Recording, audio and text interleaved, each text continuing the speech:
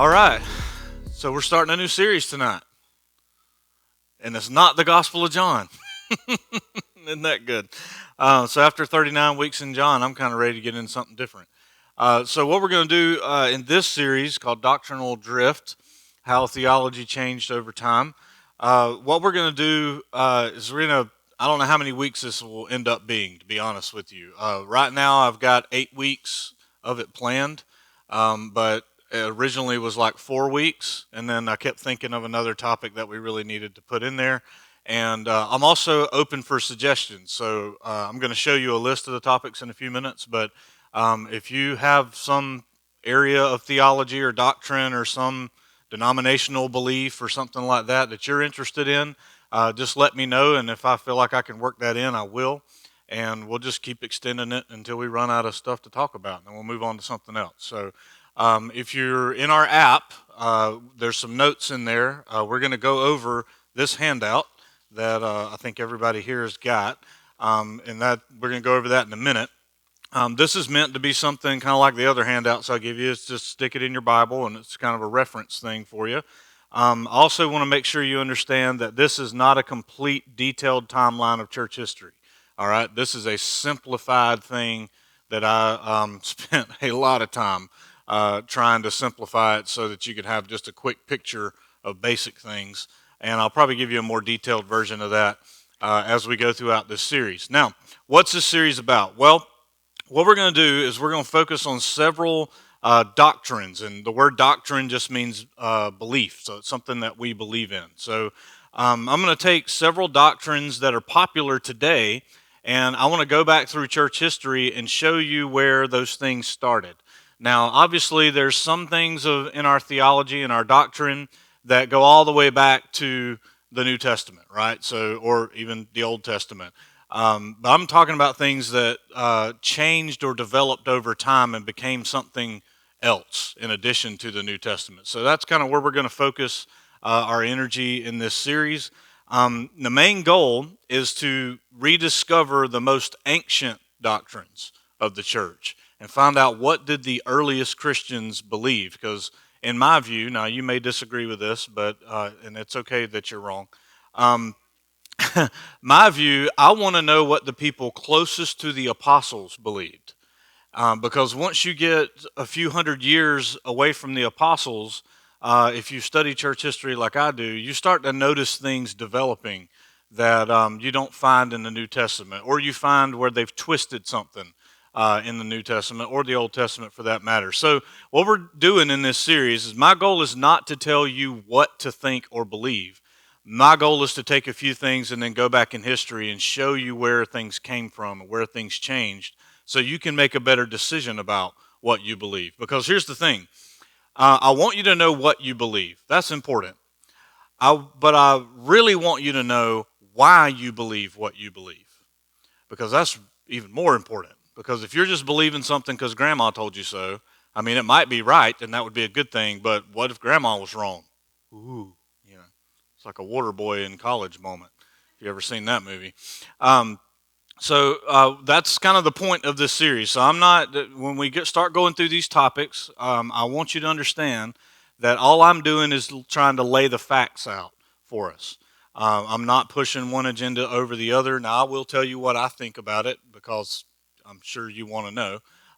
But for the most part, I just want to give you the information so we can make the best decision about what we believe in, and to know why we believe what we believe. So now tonight, what we needed to do, I was actually going to start with one of the topics tonight. But as I worked on this series, I realized that you really need to have some history in your head. And I know as soon as you say the word history in Taylor County, you're kind of like, oh, I don't really want to do that. And I was like that too. Growing up, I didn't care one thing about history. I didn't care about it. I cheated on most of my history tests in high school. I'm just being honest. But when I got to college and realized how important biblical history is for understanding the text of the Bible, I started getting more interested in it. And over the last few years, I've been in historical writings and documents pretty much all the time. So what we've got to do first, before we start covering different topics, is we've got to spend the first night just introducing the idea of church history. You need to have a basic understanding of church history. And if you think you don't need to know that, that's actually the problem. One of the main problems in the Christian church, especially in the American Christian church, is we think we don't need to know things like history. And now, if you just take church out of it for a minute, we would all agree that one of the major problems in our nation is that the generation that's coming up, they don't know history, right? They don't know national history. They certainly don't know world history because most of them are socialists coming up, and they've clearly not read how that turns out in world history. So we already know that not knowing history is a problem in the secular world. Okay, that same problem exists in Christianity. If you don't know the history behind certain things, I'm going to use a word here, you're ignorant. And I don't mean that to mean you're an idiot. I just mean there's stuff you don't know. And if you don't know, then you can't make good decisions about what you believe. So we're going to spend the night on history. All right? So just get over it if you don't like history. You're going to have to start liking it. Because in this series, we're going to keep coming back to that. That's kind of the whole point. So we good? We good? All right. Okay, let me give you a couple things. Church history matters. Here's why. Knowing church history helps us to trace and evaluate certain doctrines through identifying the when, who, and why behind those doctrines. Does that make sense? So we need to know church history so that we can evaluate certain doctrines, right? We need to know the who, the when, the why, how, all that stuff. We need to know the answers to those questions to tell us how to evaluate that doctrine. And this will make more sense as we keep going through it. Doctrines which cannot be traced back to the earliest centuries of the church, and I mean like the first 300 years, or those which originated by one person. So some doctrine that we can only trace back to one guy in history, and nobody was talking about it before that guy, okay? And I'll show you that in a minute. We need to seriously doubt doctrines like that. We should seriously evaluate. We should be honest about it. So if there's this belief system that exists today that if we traced it back in history, it would stop in like the 1500s, and nobody before that was talking about it, you should really doubt whether you should believe that doctrine or not. Because how is it that they discovered something new 1500 years after the fact, right? Which would imply that everybody before them missed it, okay? So that's the kind of things that I want you to start thinking about, and we'll actually practice some of that. So that's why church history matters. Now, here's the problem, and I've already kind of talked about this a little bit. Most modern Christians and pastors, and I can pick on them because I've been one, they know very little about church history. Let's do an experiment. How many of you in this room are Protestant Christians?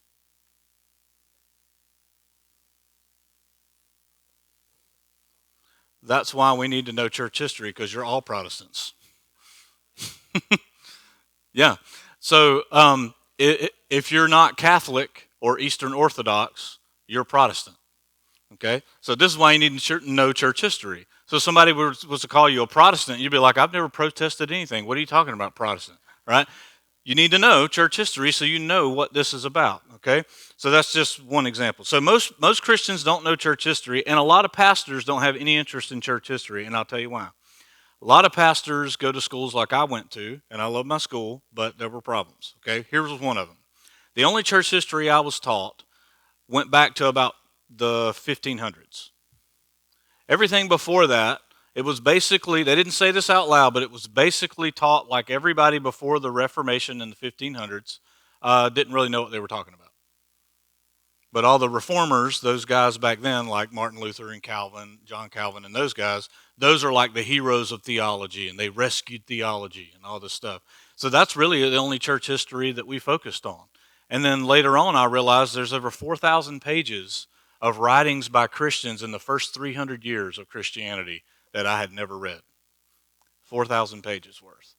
So there's a lot of information there. People, some of them knew the apostles and were trained by the apostles. So this is important for us to know these things, because over here in Western Christianity, we hardly ever talk about this kind of stuff.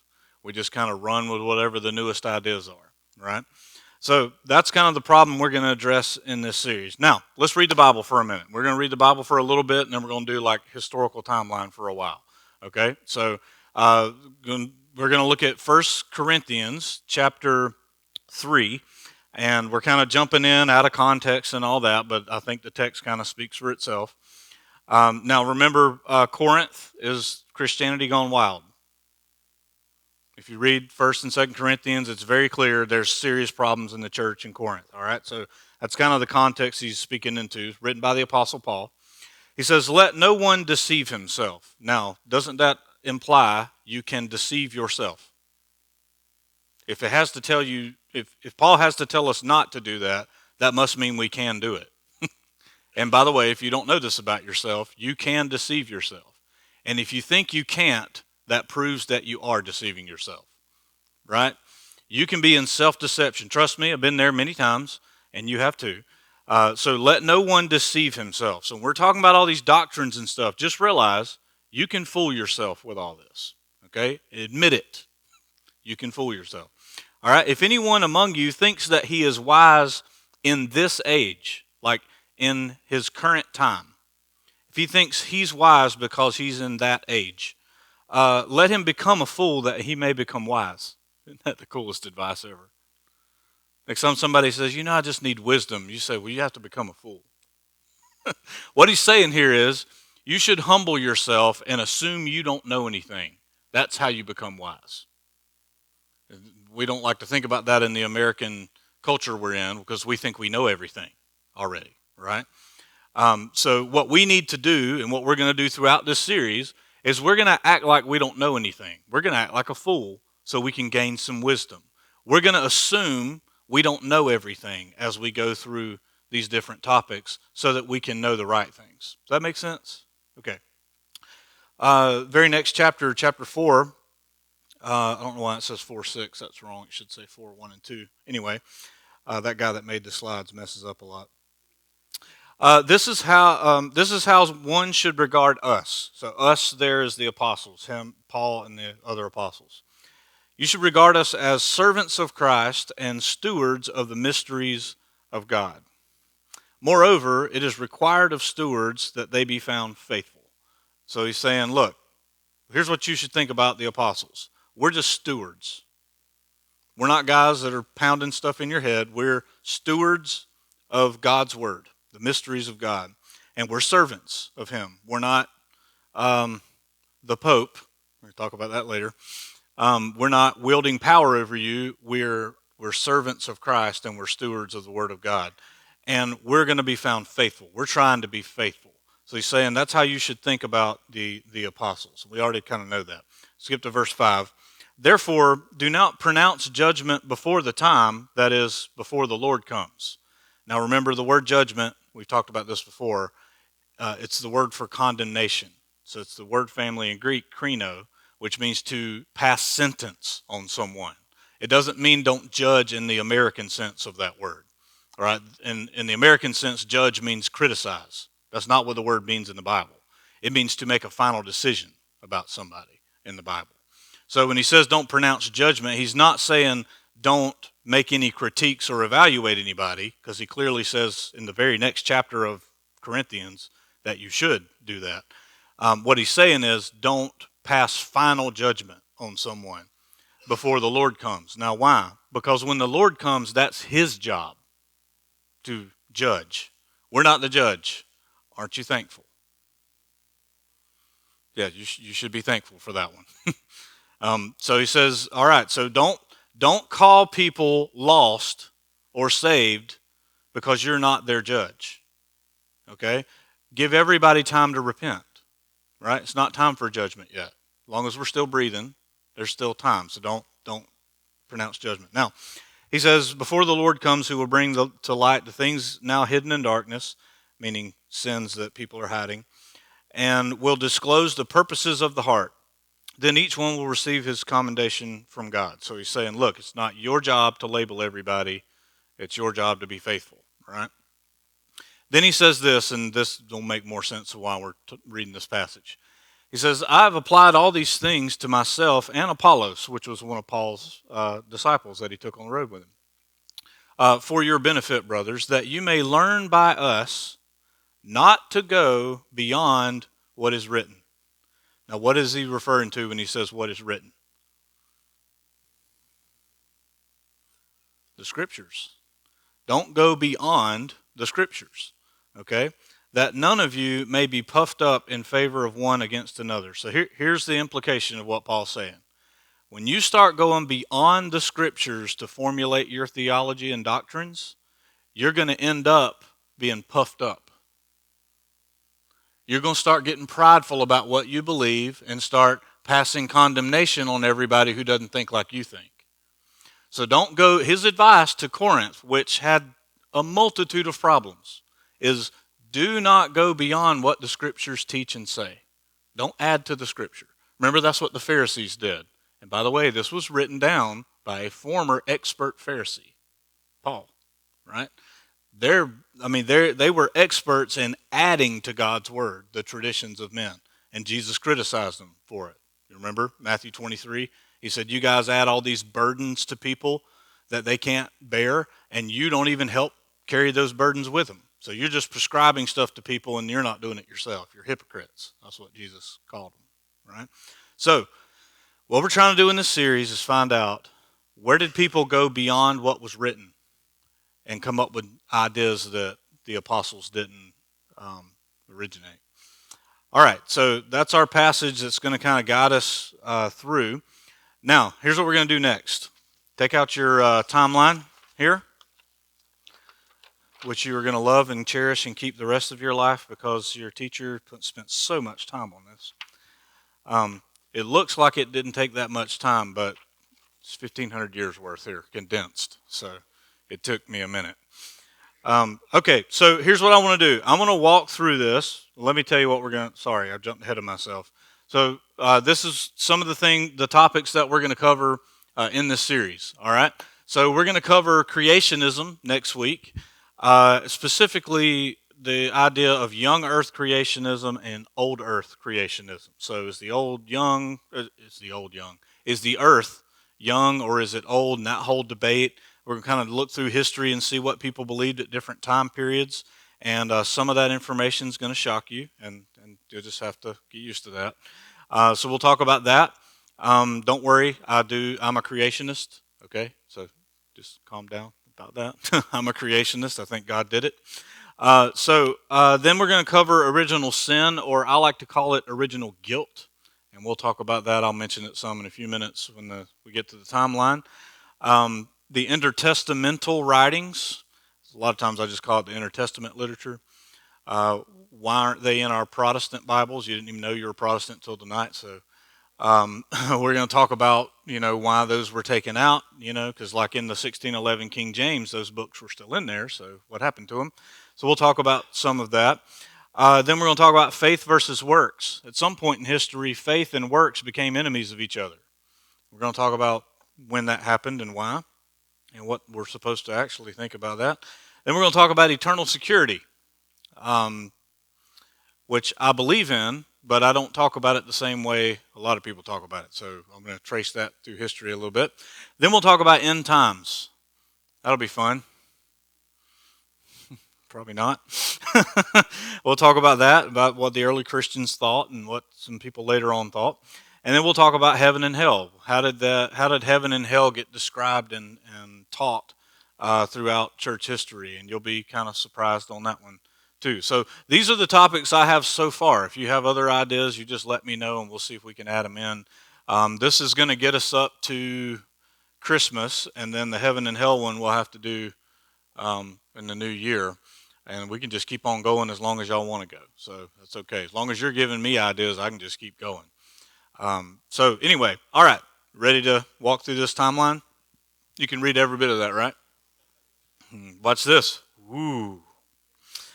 Okay. Huh? Do it again.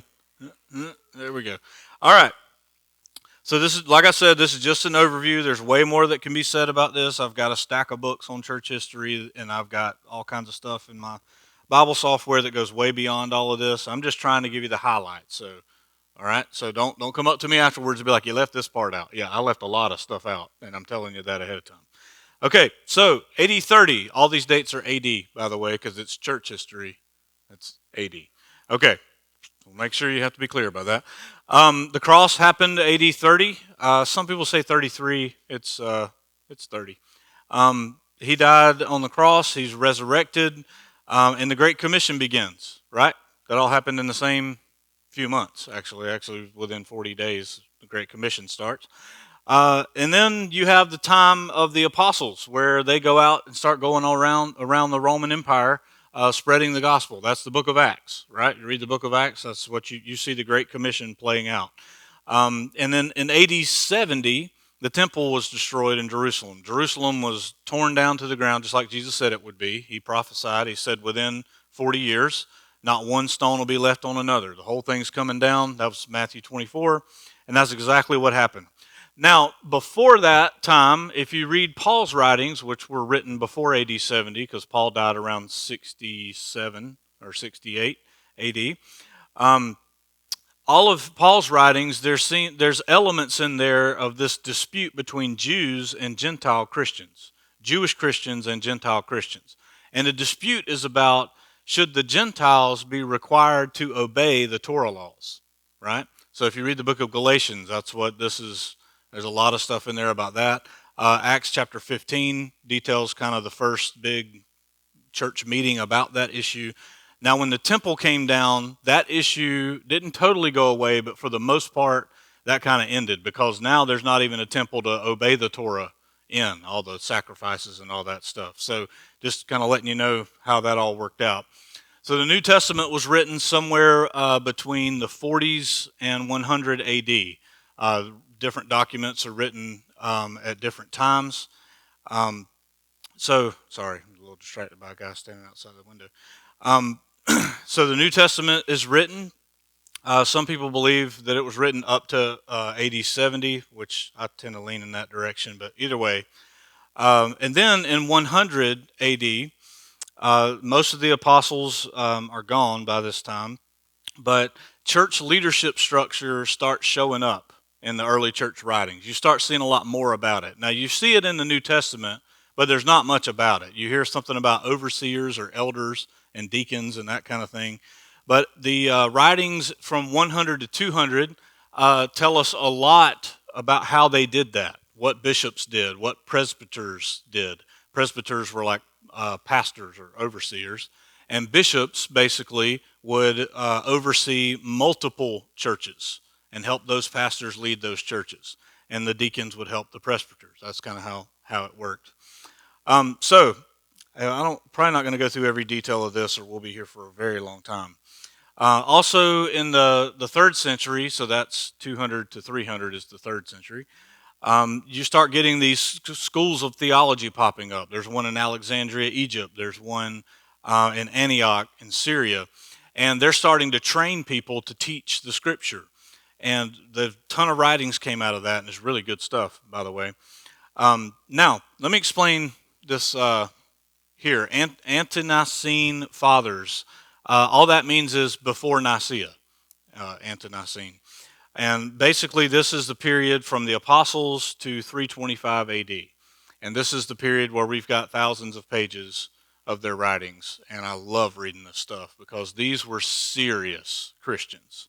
You read Justin Martyr's writings. He's called Justin Martyr because he was martyred. It wasn't his last name. It was because he was martyred.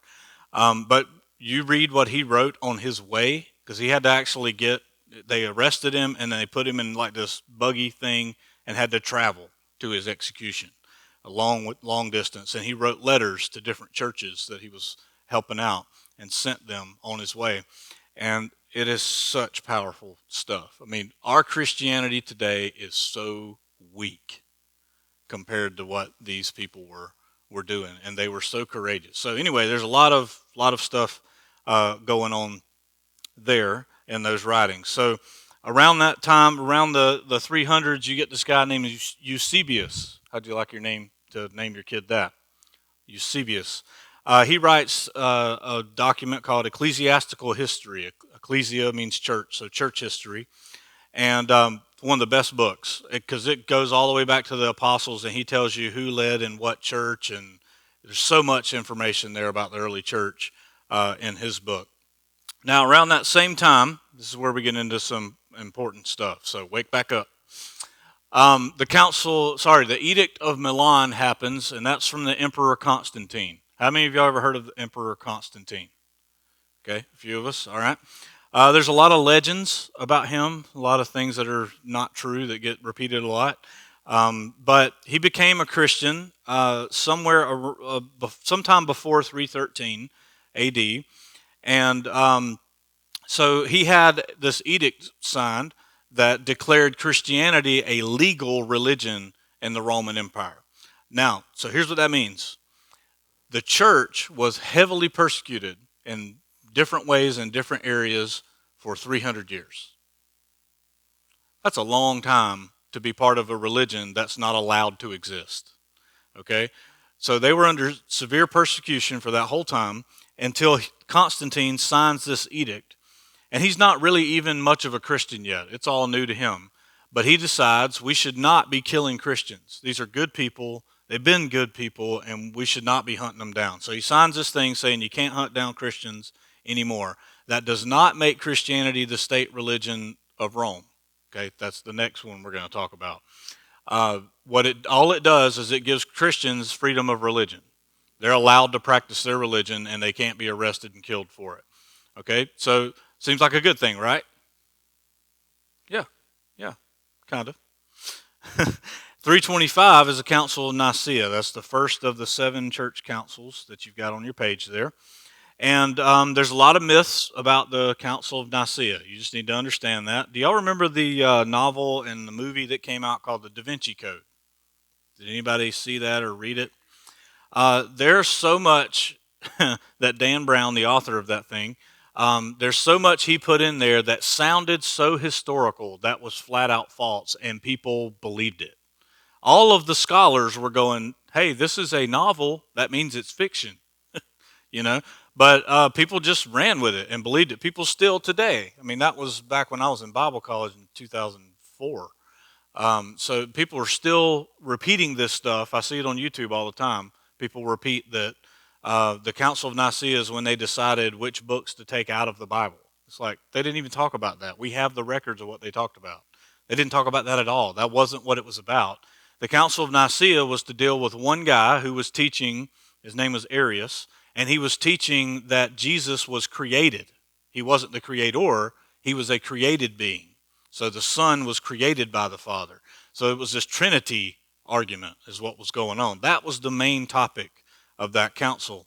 So what they did is they got all the church leaders together, over 300 of them, and they had arguments, and then they went back and forth on what this guy thought. He was there to represent himself. And then eventually they all voted 300 and something to 3, and Arius was one of those 3, that this guy was wrong and he was practicing heresy and he shouldn't be allowed to teach this. But guess what? They didn't kill him. That's going to happen much later in church history.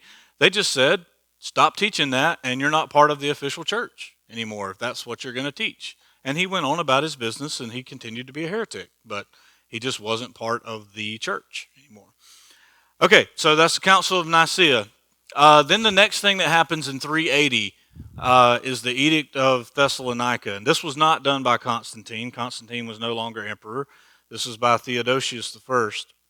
And this one declared that Christianity is now the state religion of the Roman Empire. Sound good? Y'all know I'm asking you a trick question, right? Anytime Christianity is enforced, it's not Christianity anymore.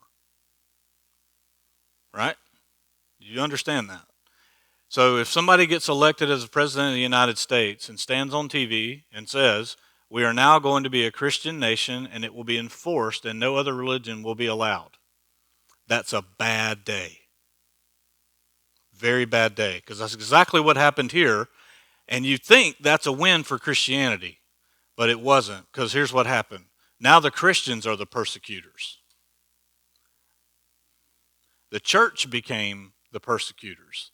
They started tearing down temples or confiscating temples of other religions and turning them into churches, which sometimes you read something like that and think, well, that was good, but it wasn't. because then they started hunting down and arresting and killing people who weren't Christians. So that's bad. Okay? Anytime Christianity gets in power and is enforced, like you have to be Christian or else, that's not Christianity anymore. Remember what Jesus taught his apostles. I think this is in Matthew 10. He says, look, you know how the rulers of the Gentiles work. They lord their authority over you. And he looks at his disciples, and I can imagine him looking them in the eye and going, not so with you. You will not be like the rulers of the Gentiles. You don't enforce the kingdom on people. You share the kingdom with people, and they can take it or leave it. Okay? So around 380, Christians became in charge of the Roman Empire. Not just the city of Rome, the empire. Okay? A couple years later, the emperor tells a guy named Jerome, St. Jerome, that we need the Bible to be translated into Latin because the New Testament is in Greek, and their Old Testament was in Greek, and the older part was in Hebrew. So they said, nobody really wants to read that, especially in the city of Rome, who speak Latin. Okay, the rest of the empire is mostly speaking Greek. So we need a Latin version of the Bible. We need a translation. Sound good, right? That one really is a good thing, by the way. It's good to have the Bible in a language you can read it in. Yes?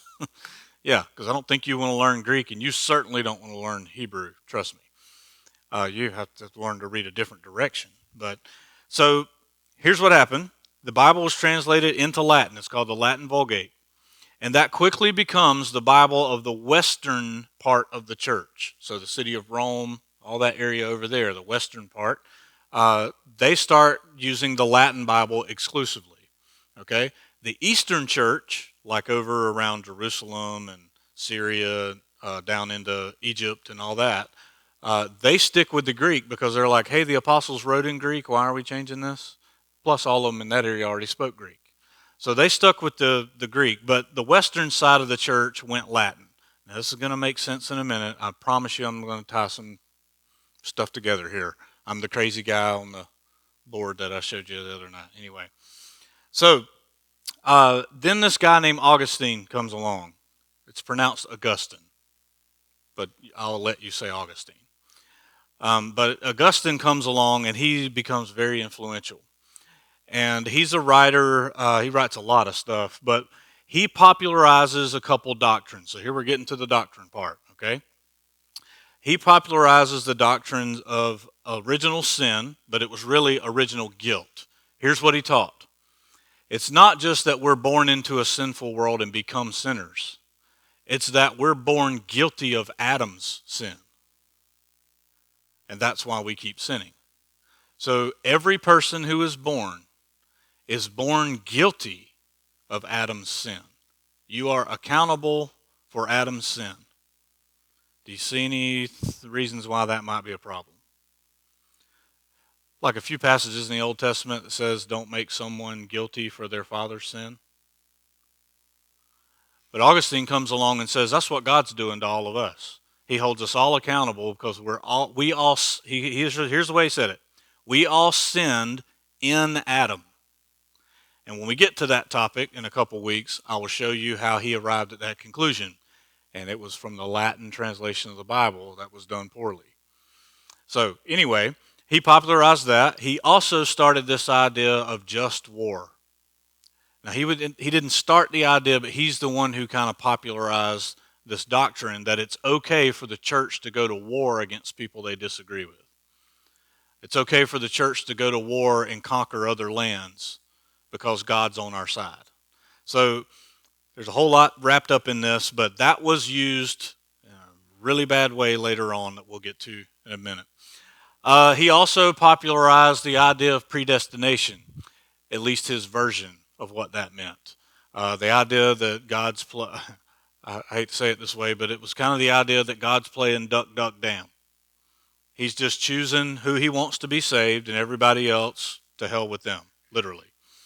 And that's already pre-decided from all of eternity past, and you have no choice in the matter. That's kind of how predestination begins to be taught in the Western side of the church, and Augustine made that pretty popular. And he had a lot of other things we don't have time to talk about, but we will throughout this series. Okay, everybody still good? So you can kind of see where some things start developing, right? We're like in 400 AD, so we're 300 years after the apostles. We've already got new ideas coming up, or changes to old ideas at least. Now, not to give you too much detail about this, but these 5 cities you have up here, this was the 5 areas of the church. Remember, the church is unified still. It's one church, but it's all over the known world. Okay? And so what you had is you had a patriarch, a leader of each of these areas of the church. So you had one over Rome, you had one over Constantinople, Alexandria, which is down in Egypt, Antioch, which is in Syria, and Jerusalem, which is in Palestine, right? So not Palestine like you think of it today. We're not getting into that discussion. But so you had 5 big groups of churches that covered the map, all right? This is where you start to notice in the historical record there's some tensions between the West and the East. The West is the Roman side of things. The East are the other 4, because all these other 4 are in the eastern side of the map when you're looking at this area. Now, here's what happens. The West really adopts Augustinian doctrine. So Augustine does all this stuff about original sin, and that develops into all these other ideas about how do you save somebody if they're not even old enough to make a decision. Well, we should just baptize them as soon as they pop out of their mom, right? So that all that is going on, and a lot of things happen. They also made a change to the Nicene Creed, which happened back in 325 AD, and you just need to know in church history, anytime you go back and change something some people did a couple hundred years earlier, that's frowned upon big time. They made a change to something about the Holy Spirit, about the Trinity, and the church in the East said, whoa, foul, you can't do stuff like that and not ask everybody else in the church. Like this needs to be a discussion if you're going to change something like that. So there's a lot of things going on. The other thing they did in Rome, the Roman part of the church, the Western church, is they set up the bishop of Rome and started calling him the Pope. And they said, the Pope actually, we think he has authority over all the church everywhere. And all the churches in the East were like, we don't think so. We don't think one guy should be in charge of all the church. That's a bad idea. That's not how the apostles did it. That's not how anybody did it before us. What are y'all talking about? So they kept pushing that issue, so the East and West gets more divided and more divided. So do you see what's going on here? Right? You're starting to get the first division in the church. And this is between the 400s and really about 500 to 1,000. Now this thing happened here, and this is important. We're gonna finish up here in just a minute, so stick with me. We have the Great Schism, which happened, which is a fancy word for divide. Okay, so this happened in 1054. Basically, the East and the West were starting to get more and more divided over doctrinal differences. And I'll just go ahead and tell you where I stand on this. I side with the East on this one, okay? Because the West started teaching that the Pope not only is in charge of every Christian all over the world, but he's also he's Jesus on the earth for us. They started calling him the Vicar of Christ. He is the representative of Christ on the earth, which also meant for them that when the Pope sits down on the throne of Peter, in Peter's Basilica over there in Rome, and he says something, whatever he says is infallible. He can't be wrong because he's speaking for God. Okay? So, you can imagine everybody in the East was like, look, we had a problem with your whole bishop being the Pope thing anyway, and now you're saying that he can't be wrong? Like, last time we checked, that guy was a dude. He's a human. So, you can see how the churches in the East, I mean, you can understand where they're coming from. But since they had such a dispute about it, the church in the West basically declared the churches in the East were all heretics because they disagree with us. And the churches in the East said, well, we think you're a heretic because you got a guy that claims to be Jesus on the earth and never says anything wrong. And we think that's a terrible idea, right? We think leadership should be a community of leaders who are equal to one another. That's how they practiced it in ancient Christianity. So basically, they excommunicated each other. So now you have Roman Catholicism and you have Eastern Orthodoxy. So that's the division between East and West in ancient history. And then here's what happened. The Eastern Church just continues on, minding their own business and doing ministry and worshiping Jesus and preserving the text of the church and preserving copies of the New Testament. Matter of fact, many of the copies of the New Testament, ancient copies we have, are because the Eastern Orthodox people worked so hard to preserve them and make copies of them. So they just kept on worshiping like the ancient Christians did and minding their own business. And the Roman Church kind of went their way and came up with the most, this is not very charitable, the craziest ideas I've ever heard of came out of this period, the Middle Ages. Things like paid indulgences. And here's what that means. Since they were trying to build those big fancy cathedrals that you see all over the world, that the Catholic Church built, right? Since they were trying to raise money to build all those things, here's what they did. They figured out the most clever, the TV evangelists should be so jealous of the Catholics. Because this was a much better idea than what they have. Like they just say, give me $1,000 and God will give you, $1 million or something. And people do that. But the Catholics came up with the idea, hey, let's tell people that their loved ones are in a holding tank called purgatory. And let's tell them that if they pay the church enough money, the Pope, because he's like Jesus on earth, has the authority to release people out of purgatory.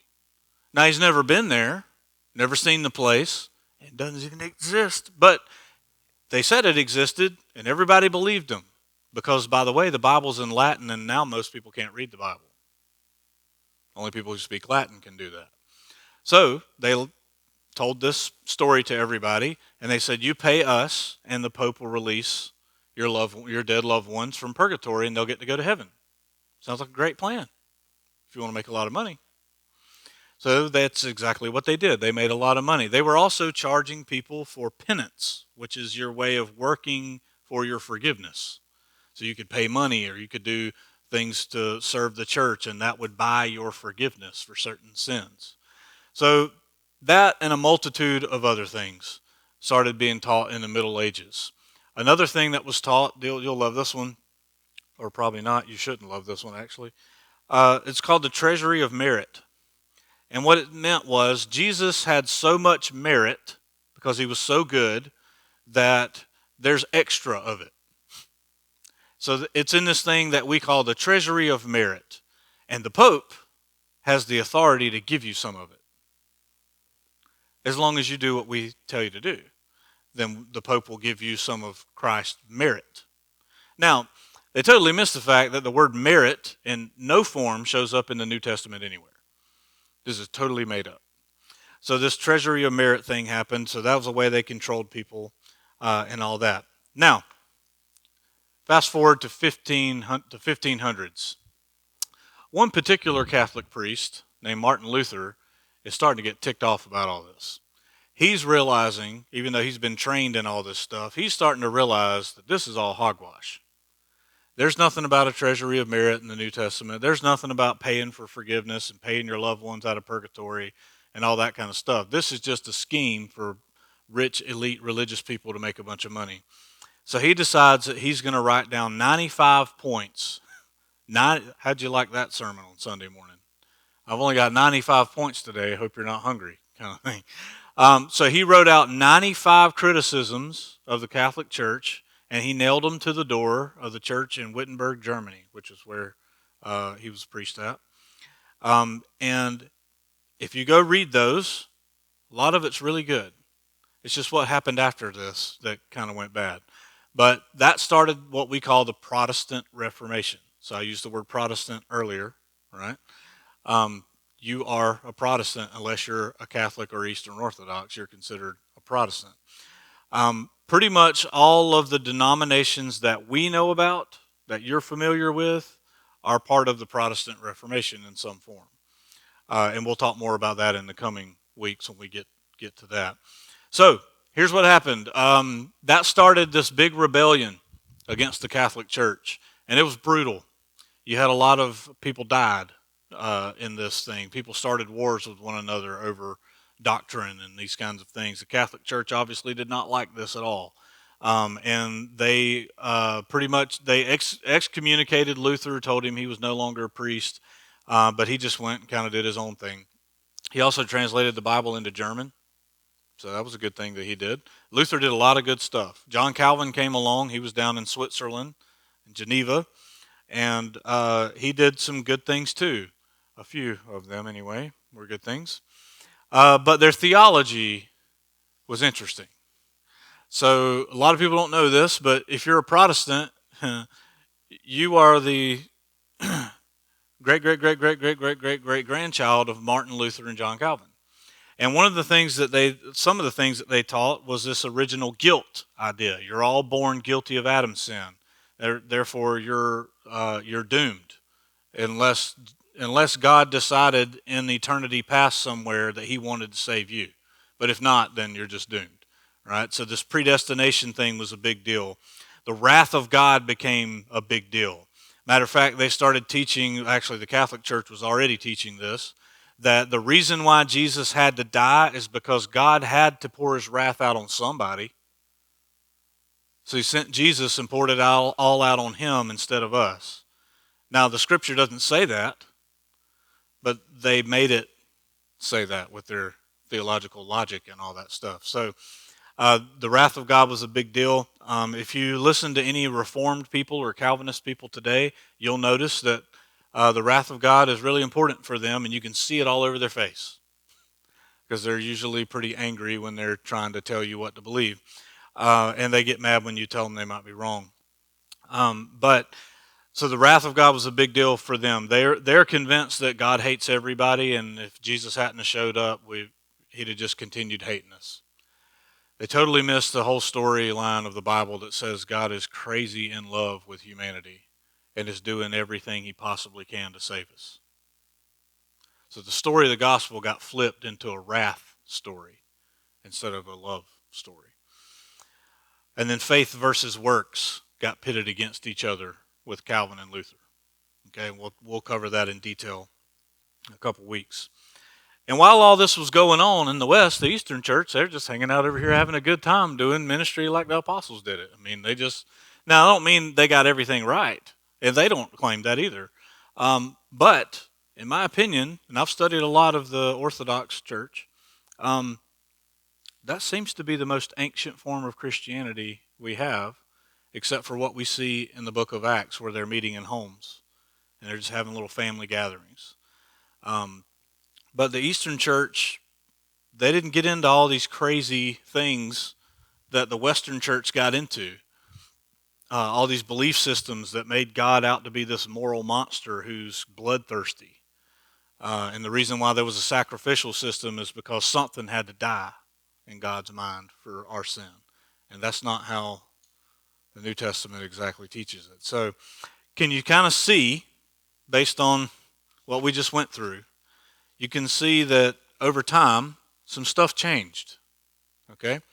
Now, the reason why it's important for us to do that tonight is as we move forward, we're going to keep going down the timeline till we get to this place called America.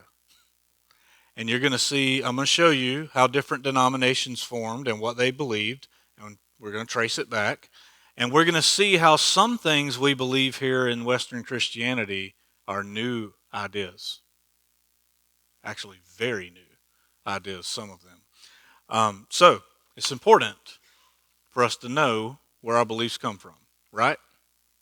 Right?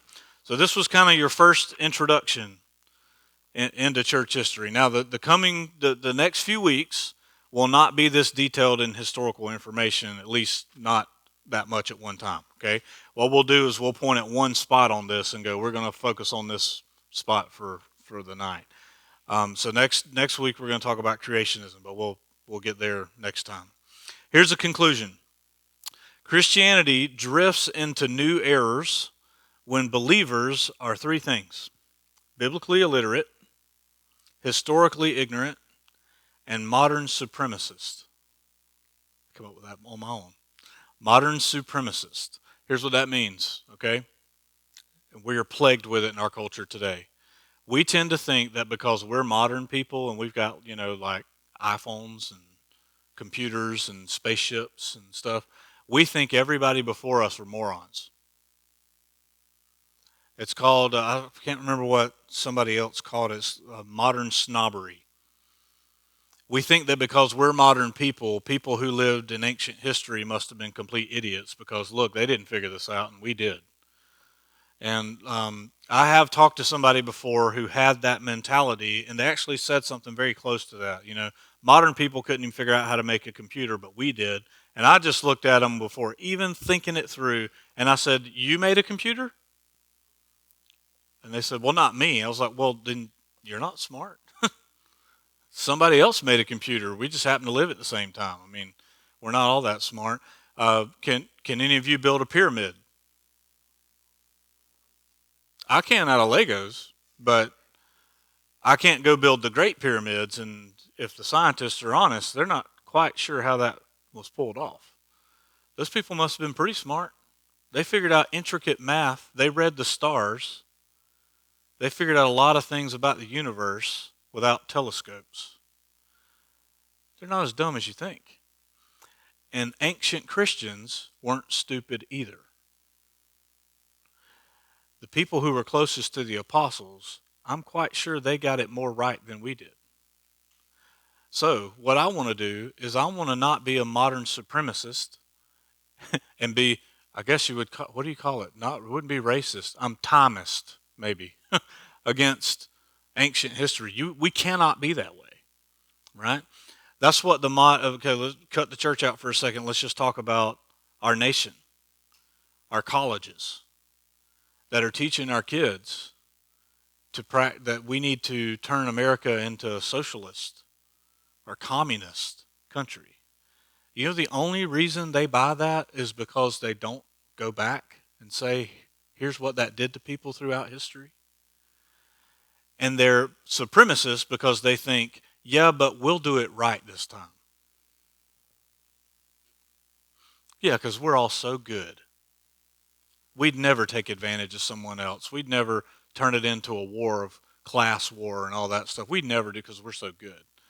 That's what our college students graduate thinking. Do you know why? They're not told the truth about history. And God forbid the church end up like our college students who aren't told the truth about history. So would I rather just teach you verse by verse through a book of the Bible for the next 8 weeks? Yep. Because this series is much more work for me. I have to put a bunch of work into this, but it's so important, isn't it? Because I don't want you to be biblically illiterate, because most Christians are. And most of us, when we, started studying the Bible here on Wednesday night, I think we would all admit we were a little more ignorant than we thought, right? And that's good. You need to become a fool so that you can be wise. You need to admit you don't know everything so you can learn some stuff, right?